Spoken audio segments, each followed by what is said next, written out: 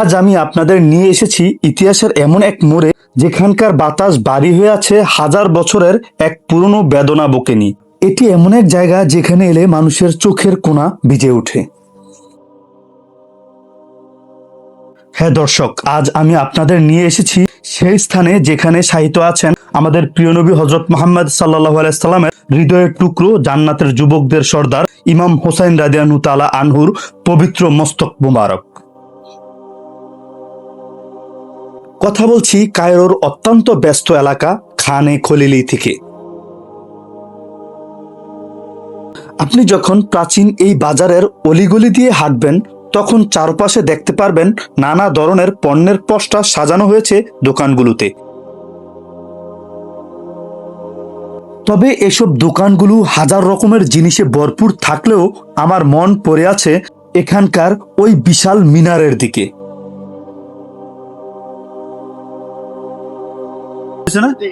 আসসালামু আলাইকুম।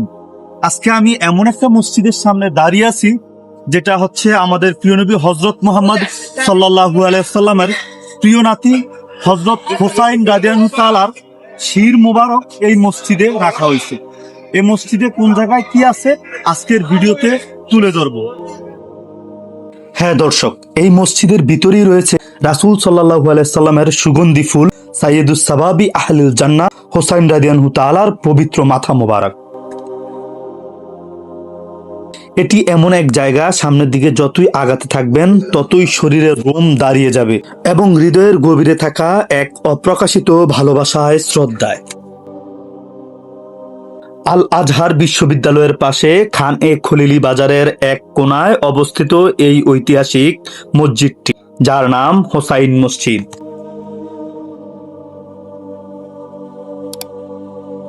আপনি যখন এখানে এসে মসজিদটির বাহিরের আঙ্গিনায় তাকাবেন মদিনার মসজিদ নববীর কথা মনে পড়ে যাবে।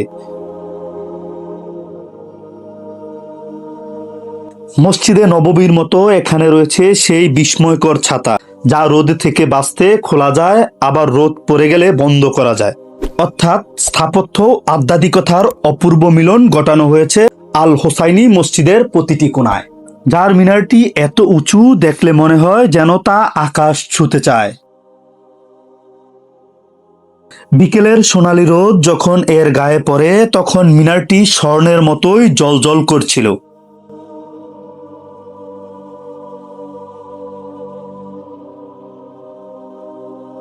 এই পাশ দিয়ে একটু সামনে এগিয়ে গেলেই আপনি পেয়ে যাবেন মসজিদের দুয়ার।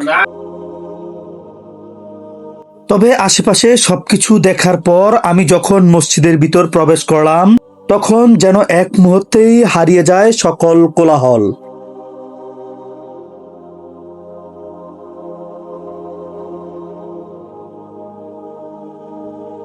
মসজিদের ভেতরটা বেশ ঝকঝকে, উপরে সাজানো বিশাল আকারের সব জারবাতিতে। বাতিগুলো যখন জ্বলছিল তখন মনে হচ্ছিল আকাশ থেকে নক্ষত্ররা নেমে এসেছে এখানকার এই বেহেশতের বাগানে।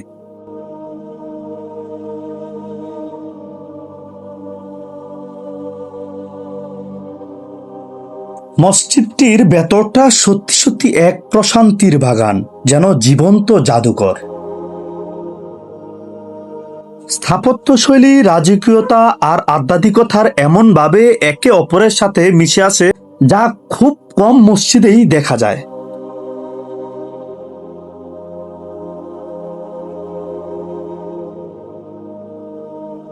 মসজিদের প্রতিটি কোণা এমনভাবে সাজানো হয়েছে আপনারা মুগ্ধ হতে বাধ্য হবেন। এখানে এসে নামাজ পড়লে যেন মনে হয় আলাদা এক প্রশান্তি, যেন অপ্রকাশিত ভালোবাসায় ও শ্রদ্ধায়।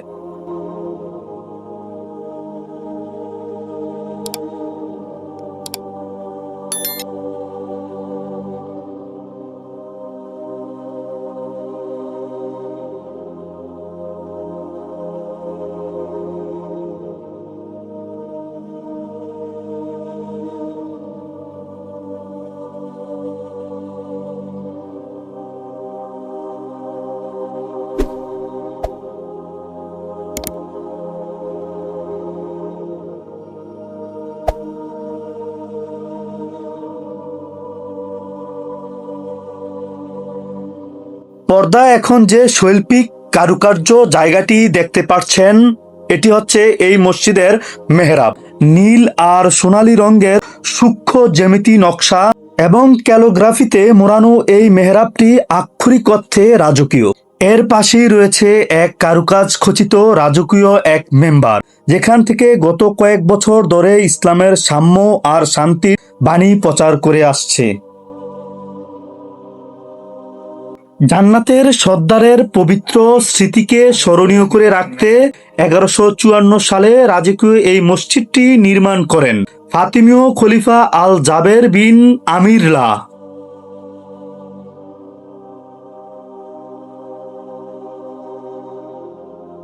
মসজিদটি নির্মাণের মূল উদ্দেশ্য ছিল ইমাম হোসাইনের পবিত্র মস্তক মোবারককে ক্রুসেডারদের হাত থেকে রক্ষা করে এক নিরাপদ ও রাজকীয় আশ্রয় দেওয়া। পরবর্তীতে আইয়ুবী আমল থেকে শুরু করে অটোমান ও ওসমানী শাসকদের হাত থেকে বিভিন্ন সময়ে এর সংস্কারের ছোঁয়া পড়ে এই মসজিদটি আজ এই রূপে পরিণত হয়েছে। তবে আজ সেই রাজকীয় রূপ আমরা দেখতে পাই, তার পেছনে রয়েছে বিশাল কর্মযজ্ঞ। এখানকার এই আধুনিক এবং চোখ দাদানো স্থাপত্যের একটি বড় অংশই তৈরি করা হয়েছে 19 শতাব্দীতে। মিশরের ওই সময়ের শাসক ইসমাইল পাশা সংস্কারের মূল কারিগর। তিনি 1863 সালে এই পবিত্র মসজিদটির আমল পরিবর্তনের কাজ শুরু করেন। দীর্ঘ 10 বছরের নিরলস পরিশ্রম আর শৈলী ছোঁয়ায় 1873 সালে মসজিদটি আজ এই রাজকীয় রূপ লাভ করে। একটু আগে বাহিরে সুবিশাল রাজকীয় মিনারটি দেখলাম, সেই মিনারটি মূলত সেই 10 বছরের কাজেরই এক অনন্য ফসল। অবশ্য এখানে বহু আগেই অটোমান শাসকরা তৈরি করেছেন আলাদা মিনার। এখানে এই যে রাজকীয় মেহরাবটি দেখতে পাচ্ছেন, এর দেওয়ালের ঠিক ওপারেই রয়েছে আমাদের সেই কাঙ্ক্ষিত স্থান। পর্দায় এখন যে পবিত্র রওজা দেখতে পাচ্ছেন, এখানেই শায়িত আছেন রাসূলুল্লাহ সাল্লাল্লাহু আলাইহি সাল্লামের নয়নের মণি, আহলে বাইয়াতের উজ্জ্বল নক্ষত্র হযরত ফাতিমা রাদিয়াল্লাহু তাআলা আনহার কলিজার টুকরো ইমাম হুসাইন রাদিয়াল্লাহু তাআলা এর পবিত্র মস্তক মোবারক।